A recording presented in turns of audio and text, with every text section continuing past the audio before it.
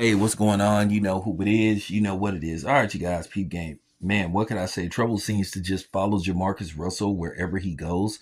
And it's unfortunately that Jamarcus Russell always finds himself in peculiar situations, to say the least.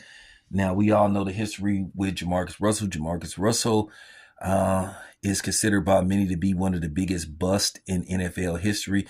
Jamarcus Russell came out of LSU. He was the number one overall pick in 2007. Now, me, myself, as a Raider fan at the time, I did not like the idea of the Raiders selecting Jamarcus Russell number one overall. I thought the Raiders would have been better off selecting Calvin Johnson, but that's neither here or there. We know what happened with Calvin Johnson. Calvin Johnson became one of the most dominant wide receivers in NFL history. Calvin Johnson was the truth. Calvin Johnson went on to become a first ballot Hall of Famer. But anyway, with that being said, Jamarcus Russell failed miserably in the NFL. But like I said before, there were questions surrounding his work ethic, him keeping his weight down.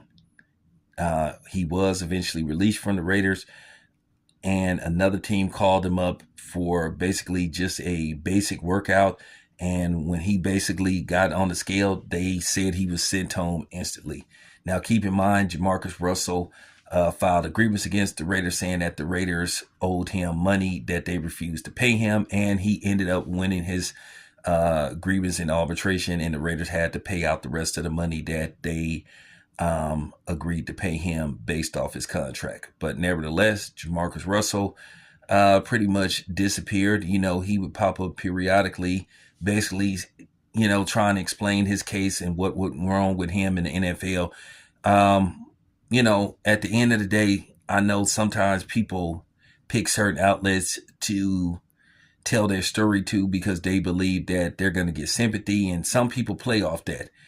At the end of the day, there were numerous reports about Jamarcus Russell being seen in particularly unfavorable areas of Oakland, and just, you know, it was just a lot of different things going on. They said Jamarcus Russell would be the last one to practice, but he'll be the first one to pick up his paycheck.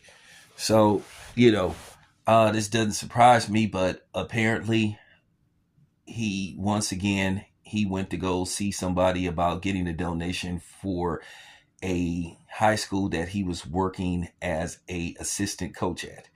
Basically, they're saying this person wrote him a check for $74,000.